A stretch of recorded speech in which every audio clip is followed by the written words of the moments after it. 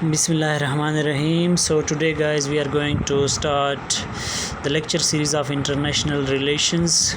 First of all, coming to the definition of international relation. International relations are international affairs, commonly also referred to as international studies. Global studies or global affairs is the study in interconnectedness of politics, economics and law on global level.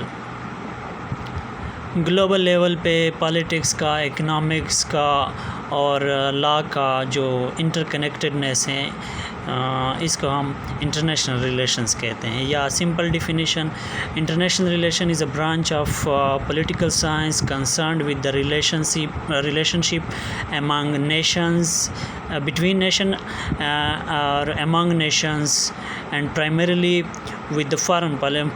concerned with the foreign policies of different states.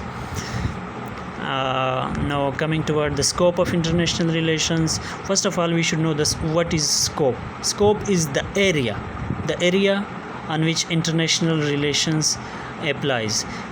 For example, globalization है, diplomatic relations है. The scope of international relations encompasses issues such as globalization, diplomatic relations, state sovereignty.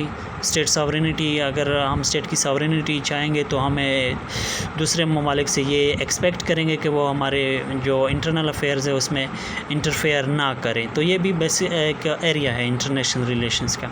दूसरा international security है. International security भी अगर सारे world के जो ममालिक है वो आपस में मामला तय करेंगे, आपस में इंटरेक्ट करेंगे, तो वो इंटरनेशनल सिक्योरिटी अचीव कर सकते हैं.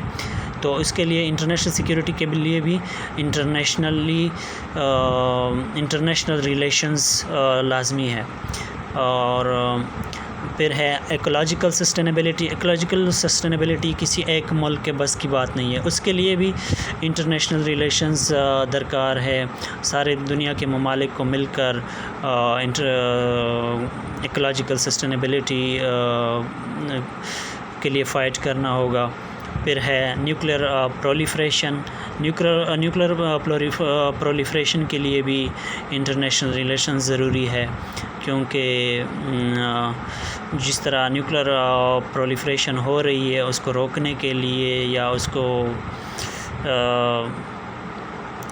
मीनिंगफुल यूज़ के लिए इंटरनेशनल लेवल पे कोऑपरेशन, कोऑर्डिनेशन और रिलेशन ज़रूरी है.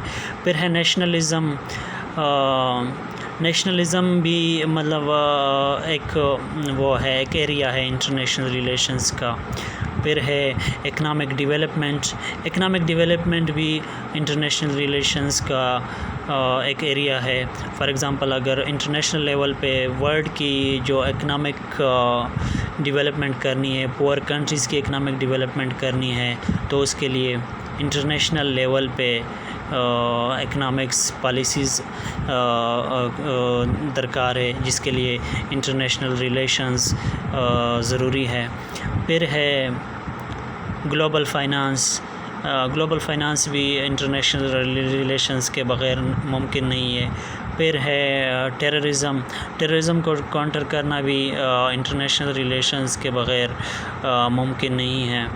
और दूसरा ह्यूमन राइट्स भी इंटरनेशनल रिलेशंस का एक एरिया है, और यहाँ पे भी इंटरनेशनल रिलेशंस डिफरेंट स्टेट्स की दरकार हैं. ह्यूमन राइट्स की फलाह के लिए, ह्यूमन राइट्स की वायलेशन ना हो, उसके लिए भी डिफरेंट कंट्रीज़ की कोऑपरेशन, कोऑर्डिनेशन ज़रूरी है.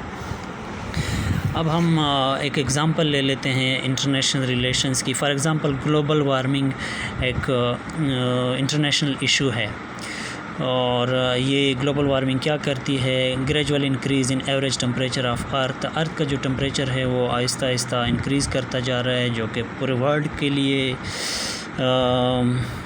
एक चैलेंज है. Bad for every country of the world. جو گلوبل وارمنگ ہے. پھر فائٹنگ گلوبل وارمنگ کو فائٹ کرنے کے لیے پھر کیسے فائٹ کریں گے؟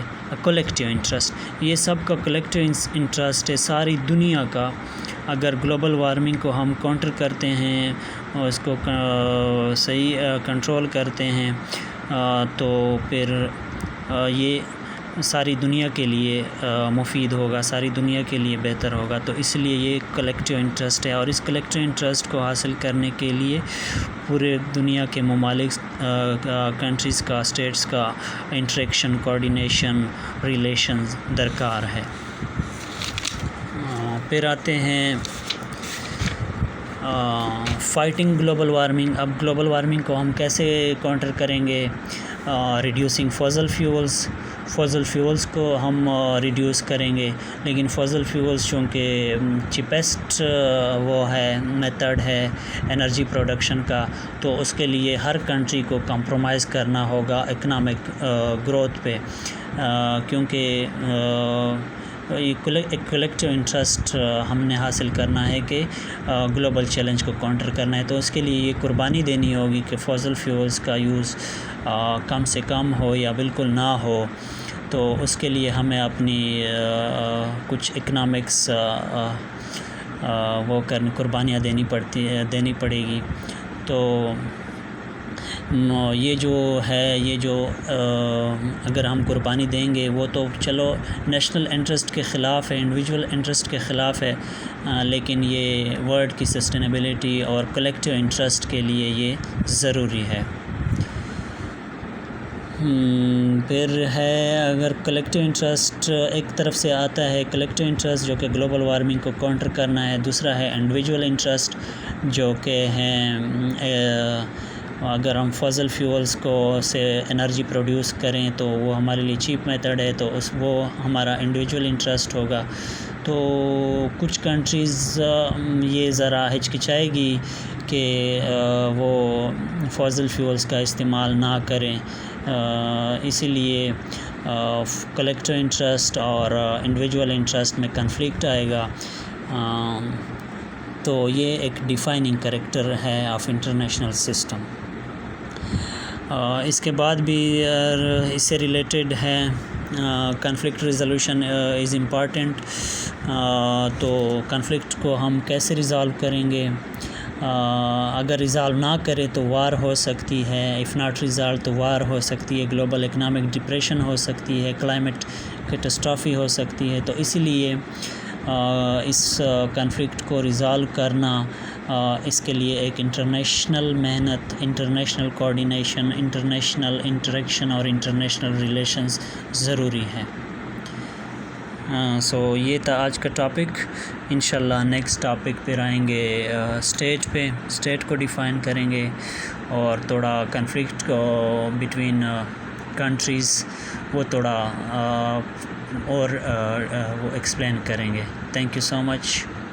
اللہ حافظ.